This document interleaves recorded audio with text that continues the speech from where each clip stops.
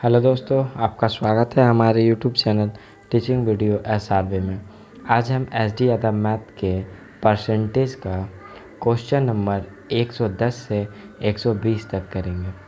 अगर आप हमारे यूट्यूब चैनल पर नए हैं तो प्लीज़ हमारे यूट्यूब चैनल को सब्सक्राइब कर लें। चलते हैं आज के पहले क्वेश्चन की ओर। क्वेश्चन नंबर 111 कह रहा है, राकेश ने एक परीक्षा में 273 अंक प्राप्त किए जो पास प्रतिशत से 5% अधिक थे। यदि लोकेश को 312 अंक मिले तो उसने पास अंक से कितने % अधिक अंक प्राप्त करके परीक्षा पास की होती। ठीक है, तो देखते हैं। क्वेश्चन नंबर 111 बोल रहा था कि राकेश ने एक परीक्षा में 273 अंक प्राप्त किया है तो 5% अधिक परसेंटेज लाया। ठीक है, तो पासिंग मार्क्स हमारा कितना, पासिंग मार्क्स तो हमारा 100% में है। ठीक है, तो 5% अधिक लाया है तो कितना लाया है, 105% लाया है। 105% लाया, नंबर में कितना लाया, नंबर में वो 273 लाया। ठीक है, 273 लाया। तो इसको हम अब कटाते हैं, 3 से कटाते हैं। 3 तिया 9, 3 पचे 15 हो जाएगा। इसको 3 से कटाते हैं, 3 नंबर 27, 3 से एक बार में। 7 से आप कटाते हैं, 7 पचे 35 और 7 से 13 बार में। ठीक है, यानी 5% का वैल्यू क्या हो गया, 5% का वैल्यू हो गया 13 हो गया। अब हमको 100% का वैल्यू निकालना है, तो इसमें किससे गुना कर दे कि 100% निकल जाए।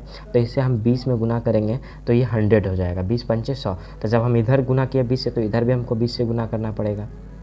ठीक है, तो फिर 100% का वैल्यू क्या निकल गया, 100% का वैल्यू निकल गया 260 निकल गया। 100% का वैल्यू क्या निकल गया, 260 निकल गया। अब कहता है यदि लोकेश को 312 अंक मिले हैं तो उसने पास अंक से कितना % अधिक अंक प्राप्त करके परीक्षा पास किया है।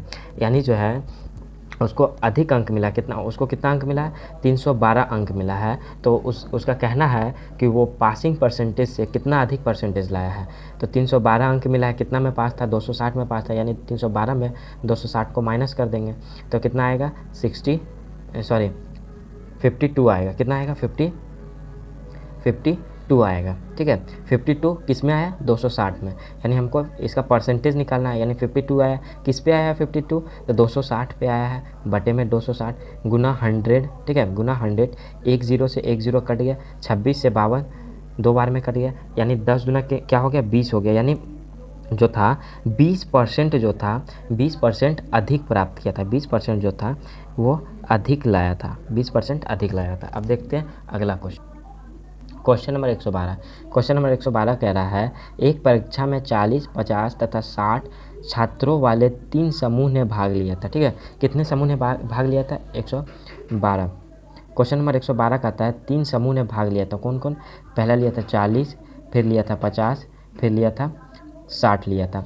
अब कहता है उसमें उनका उत्तीर्ण प्रतिशत क्रमांक, यानी पास होने के लिए उसको इसमें 40 में 100 चाहिए था, 50 में 90 चाहिए था, 60 यानी 80 में 60 चाहिए था। ठीक है, 80 में 60 चाहिए था। अब कह रहा था तदनुसार उन सभी समूहों के कुल छात्रों की उत्तीर्णता प्रतिशत कितना होता।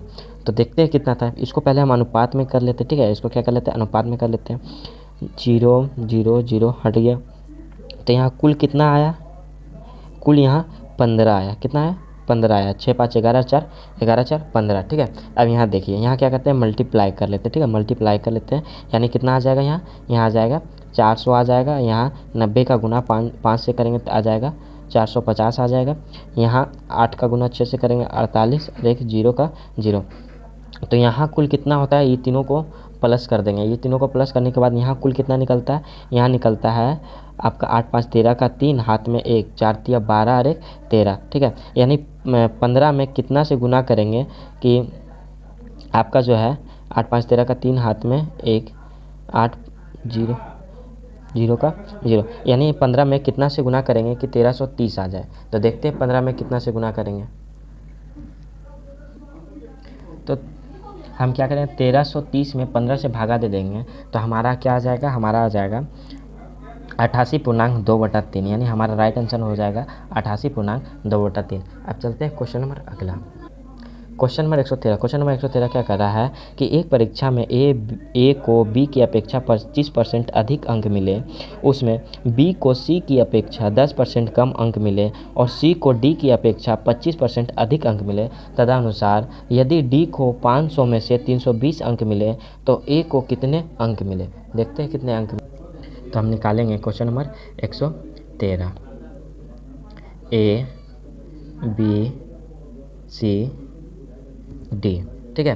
कह रहा है कि एक परीक्षा में ए को बी की अपेक्षा 25% अधिक मार्क्स मिला, यानी बी को 100 मिला है तो ए को क्या मिला, ए को मिला 125 मिला। अब कहा है उसमें बी को सी की अपेक्षा 10% कम मिला है, बी को जो है सी की अपेक्षा 10% कम मिला है, यानी सी को 100 मिला होगा तो बी को 90 मिला।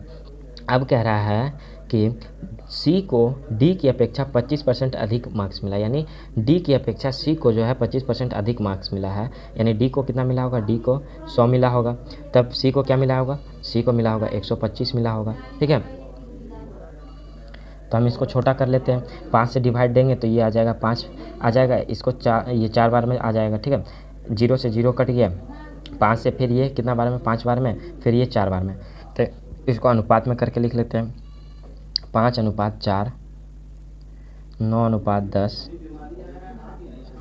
5:4, 5:4, ठीक है। 5 का गुना 9 में करेंगे, 9 पचे 45 और 45 का गुना अगर हम 5 से, तो ये हमारा हो जाता है 225 हो जाता है, ठीक है। 4 चौक 16, 16 का गुना 10 से करेंगे तो क्या आ जाएगा, 160 आ जाएगा, क्या आ जाएगा 100।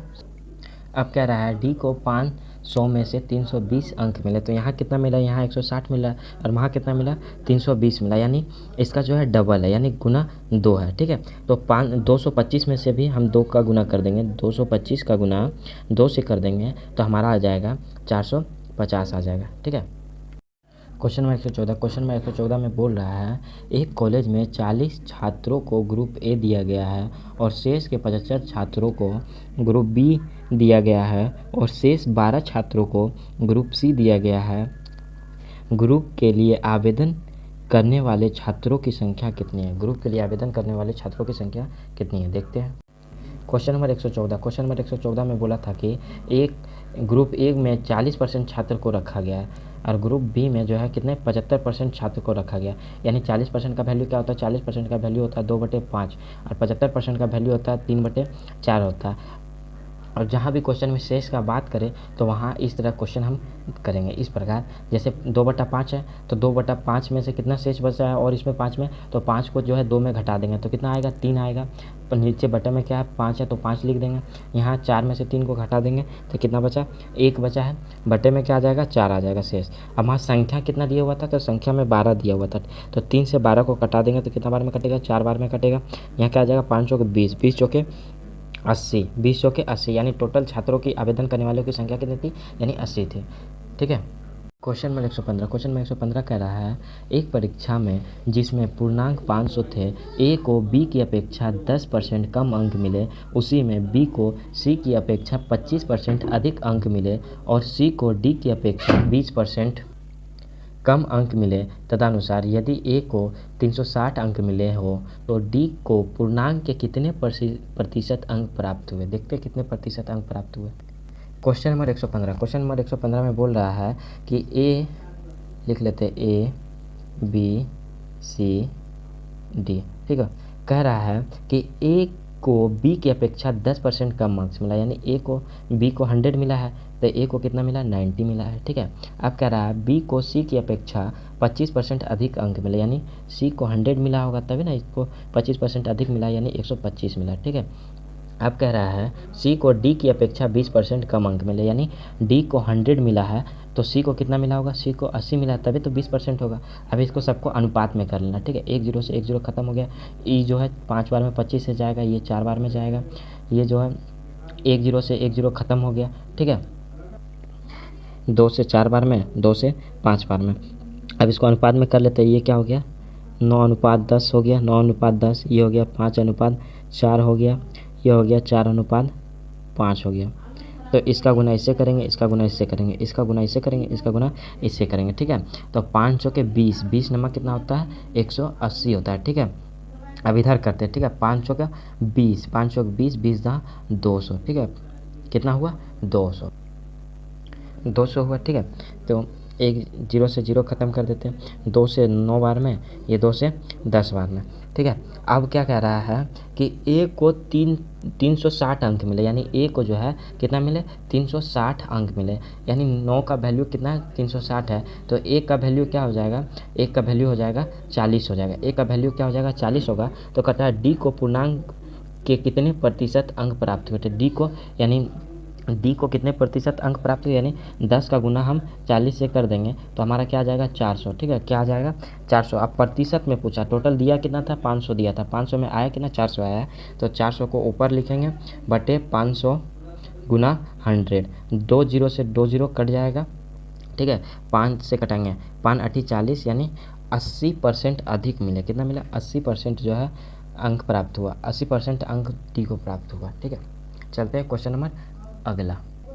क्वेश्चन नंबर 116, क्वेश्चन नंबर 116 में कह रहा है किसी परीक्षा में बैठने वाले उम्मीदवारों में से 25% योग्यता प्राप्त नहीं कर सके, ठीक है। और योग्यता प्राप्त करने वाले उम्मीदवार की कुल संख्या जो है 450 थी। तो परीक्षा में बैठने वाले उम्मीदवारों की संख्या कितनी थी, मतलब कह रहा है कि टोटल जो परसेंटेज होता है वो 100% में ही होता है। 100 में जो था 25% जो उम्मीदवार जो था वो उत्तीर्ण नहीं कर पाया, यानी पास नहीं कर पाया। तो टोटल कितना परसेंट हो गया, टोटल हो गया 75%। अब 75% में बोल रहा है कि उम्मीदवारों की कुल संख्या कितनी थी 450 थी, यानी 75% का वैल्यू जो था कितना था 450 था। तो 100% का वैल्यू हमको निकालना, 100 का निकालना।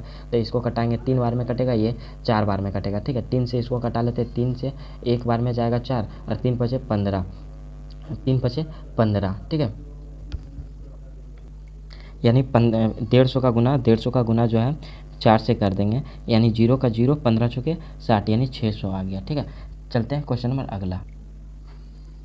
क्वेश्चन नंबर 117, क्वेश्चन नंबर 117 कह रहा है कि एक मशीन की कीमत हर वर्ष 10% घट जाती है, तदनुसार यदि उसकी वर्तमान कीमत 50,000 हो तो 2 वर्ष बाद उस मशीन की कीमत कितनी रहेगी। देखते हैं कितनी रहेगी। क्वेश्चन नंबर 117, क्वेश्चन नंबर 117 में कह रहा है कि हर वर्ष जो है 10% घट जाता है, यानी 10 पर एक मशीन का कीमत प्रत्येक वर्ष 10% घट जाता है। तो 10% का वैल्यू क्या होता है 1/10 होता है, यानी 10 था, हर एक वर्ष जो है घट जा रहा है 10%, यानी 10 पर कितना घट रहा है 1 घट रहा है, तो यानी क्या हो जाएगा 9 हो जाएगा, ठीक है। 10% का वैल्यू 1/10 होता है, यानी 10 था उसमें हर वर्ष जो है 1 घट जा रहा है, यानी कितना घट जा रहा है 1 घट रहा है 10 पे, यानी यहाँ कितना आ गया, यहाँ 9 आ गया, ठीक है। अब कहता है 2 वर्ष बाद, 2 वर्ष बाद उस मशीन का कीमत क्या हो जाएगा। 2 वर्ष बोला तो स्क्वायर कर देंगे, तो हमारा क्या हो जाएगा 100, 10 का स्क्वायर 100 हो जाएगा, 9 का स्क्वायर क्या हो जाएगा 81 हो जाएगा। अब कह रहा है कि वर्तमान का कीमत जो है 50,000 है, यानी वर्तमान का कीमत जो है 50,000 है, वर्तमान का कीमत बोल रहा है कि 50,000 है, यानी 2 जीरो से 2 जीरो कट जाएगा, यानी 1 का वैल्यू क्या आ जा रहा है, 1 का वैल्यू 500 आ जा रहा है, 500 आ जा रहा है, 2 वर्ष बाद बोल रहा है, ठीक है। क्या बोल रहा है 2 वर्ष बाद बोल रहा है, 2 वर्ष बाद बोल रहा है। तो 81 का गुना कर देंगे 500 में, 81 का गुना कर देंगे 500 में, तो क्या आ जाएगा 5 का 5, 5 अठी 40, 00 का 00, यानी 2 वर्ष बाद कितना हो जाएगा 40,500। क्वेश्चन नंबर 118 में बोल रहा है कि किसी मशीन का मूल्य प्रति वर्ष 10% कम हो जाता है, यदि इस वर्ष इसका मूल्य 19,800 हो तो पिछले वर्ष का मूल्य क्या था। देखते हैं क्या था। क्वेश्चन नंबर 118, क्वेश्चन नंबर 118 में कह रहा है कि एक मशीन का कीमत जो है 10% कम हो जाता है, हर वर्ष 10% कम हो जाता है, यानी 10% का वैल्यू क्या होता है 1/10 होता है, यानी 10 का था 1 का कमी हो जाता है, यानी कितना हो जाता है 9 हो जाता है। तो बोल रहा है कि इसका मूल्य 19,800 है, तो इसका मूल्य 19,800 है, तो पिछले वर्ष कितना होगा। तो ये वर्तमान का बता रहा है, वर्तमान का क्या बता रहा है 19,800 बता रहा है वर्तमान का, ठीक है। तो एक का क्या हो जाएगा, एक का क्या हो जाएगा, एक का हो जाएगा आपका 2200 हो जाएगा, एक का वैल्यू क्या हो जाएगा 2200। तो 10 का गुना कर देंगे 2200 में, 10 का गुना कर देंगे 2200 में, तो आ जाएगा 22,000 आ जाएगा, ठीक है। कितना था पिछले बार 22,000 था, ठीक है। क्वेश्चन नंबर अगला देखते हैं, क्वेश्चन नंबर अगला। क्वेश्चन नंबर 119, क्वेश्चन नंबर 119 क्या बोल रहा है? क्वेश्चन नंबर 19 बोल रहा है एक कर्मचारी का वेतन में हर वर्ष जुलाई के महीने में 10% की वृद्धि हो जाती है। यदि मई 2000 में उसका वेतन 15,000 था तो अक्टूबर 2001 में उसका वेतन क्या होगा? देखते हैं। क्वेश्चन नंबर 119 कहता है कि एक कर्मचारी के वेतन में हर वर्ष जुलाई के महीने 10% का वृद्धि होता है। कितना होता है? 10% का वृद्धि होता है, यानी 10% का वैल्यू है 1/10, यानी 10% का वृद्धि होता है, यानी 10 का था 1 का वृद्धि हो रहा है तो कितना हो रहा है? 11 हो रहा है। ठीक है, अब कहता है कि यदि मई 2000 में उसका वेतन 15,000 था तो अक्टूबर 2001 तक उसका वेतन क्या है?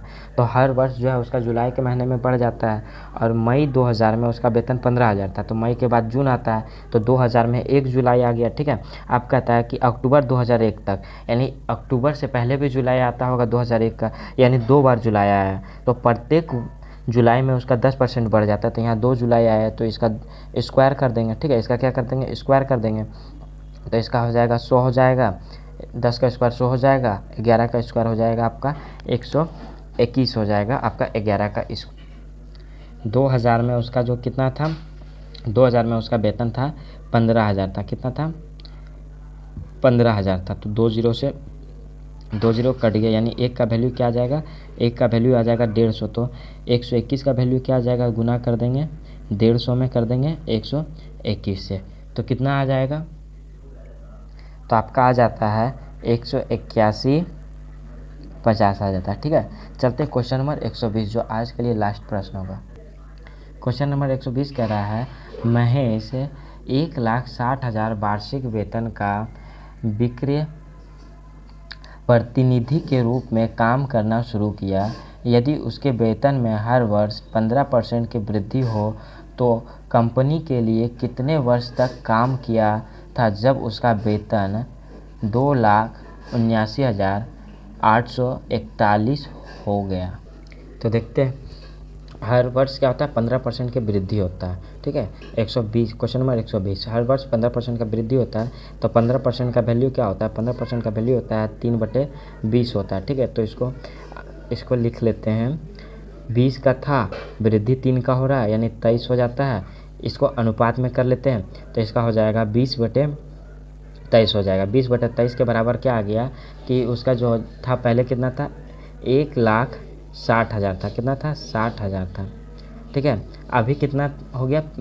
2,79,841 हो गया। तो पूछ रहा है कितना कितना कितना वर्ष काम किया था? तो कितना वर्ष काम किया था देखते हैं। तो शायद